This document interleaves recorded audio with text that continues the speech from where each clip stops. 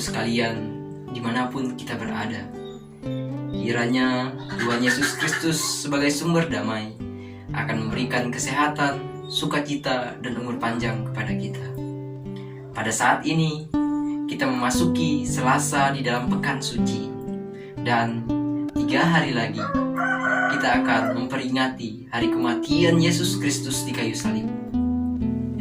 Untuk itu kita akan merenungkan firman Tuhan yang terdapat di dalam kitab Yesaya pasal 49 ayat 1 sampai dengan 7. Tema renungan kita adalah salib adalah jalan hikmat bagi saksi iman. Kitab Yesaya itu sendiri ditulis oleh Nabi Yesaya. Dan pada saat itu Yesaya dan juga umat Israel sedang di dalam masa krisis. Dikarenakan apa? Dikarenakan bangsa Israel dijajah oleh bangsa Babilonia di bawah kepemimpinan Nebukadnezar. Pada saat itu bangsa Israel dengan bait Allahnya yang dirobohkan oleh bangsa Babel, dan sebagian dari penduduk Israel itu sendiri diangkut ke bangsa Babel untuk dijadikan tawanan. Tentu sebagai orang-orang yang tertawan, mereka tidak bebas. Mereka mengalami ketertindasan. Mereka mengalami kehausan akan kedamaian, akan sukacita. Tentu berbeda ketika mereka berada di Israel, di tanah kediaman mereka sendiri. Meskipun banyak kekurangan yang ada, tetapi mereka bisa hidup saling damai. Tetapi ketika dijajah, mereka tidak tenang. Mereka dikekang. Mereka tidak memiliki kebebasan. Inilah yang dirasakan oleh bangsa Israel pada saat itu.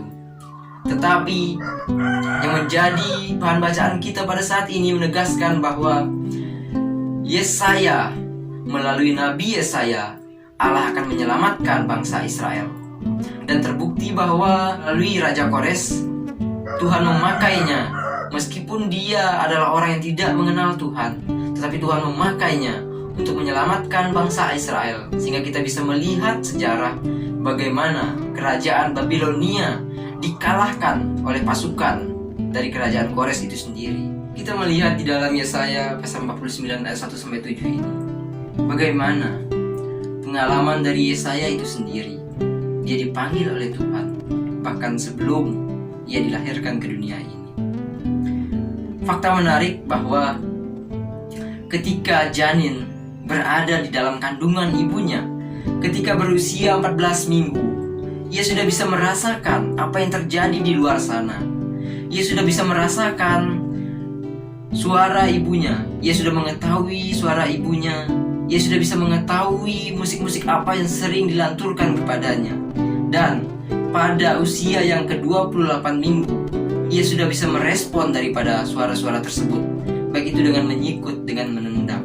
Dan hal ini juga terjadi di dalam Yesaya, di dalam pengalaman hidup Yesaya itu sendiri.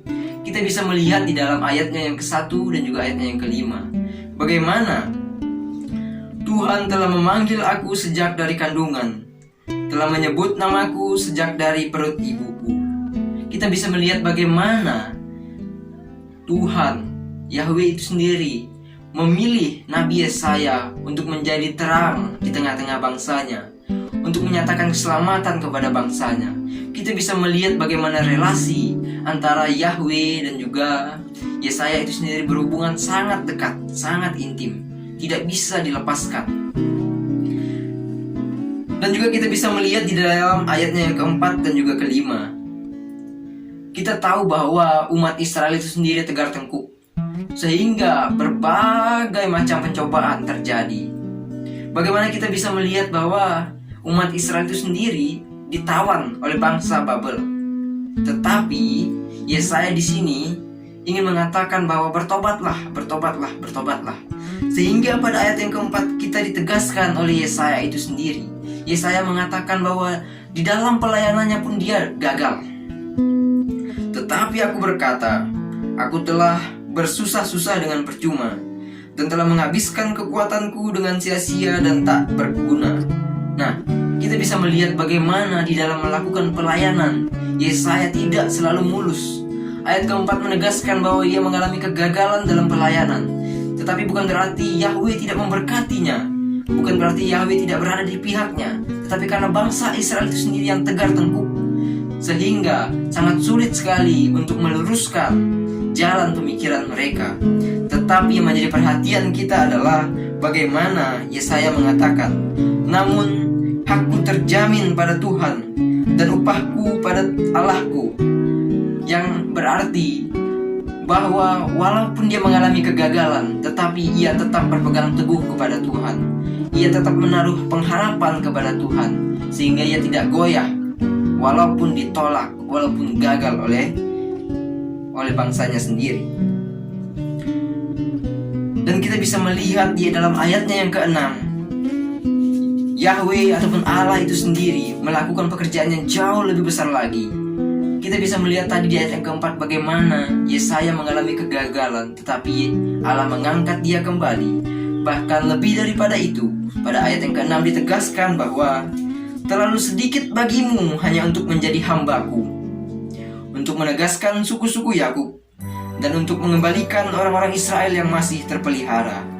Tetapi aku akan membuat engkau menjadi terang bagi bangsa-bangsa, supaya keselamatan yang daripadaku sampai ke ujung bumi. Kita bisa melihat bagaimana walaupun dia gagal, tetapi dia tetap berpegang teguh kepada Tuhan. Ia tetap melakukan tanggung jawabnya kepada Tuhan secara penuh. Ia melakukannya dengan penuh sukacita. Ia melakukannya melalui tuntunan daripada Tuhan, sehingga Tuhan memberikan tanggung jawab yang jauh lebih besar lagi, yaitu keselamatan bagi bangsa-bangsa. Bagaimanakah aplikasinya yang kita dapatkan ketika Yesaya dapat memfokuskan hidupnya kepada relasinya dengan Tuhan, sehingga ia dapat menjadi berkat bagi orang lain. Nah, pada saat ini kita memasuki Selasa Pekan Suci. Nah, bagaimanakah kita memandang salib itu sendiri? Apakah salib itu kita pandang sebagai suatu kehinaan, dikarenakan orang yang mati di kayu salib itu merupakan suatu penjahat, karena mereka merupakan orang-orang yang melakukan dosa pemberontakan besar terhadap negara itu sendiri? Apakah itu yang kita pandang dengan salib itu? Tentu sebagai orang Kristen, salib merupakan jalan hikmat bagi saksi iman.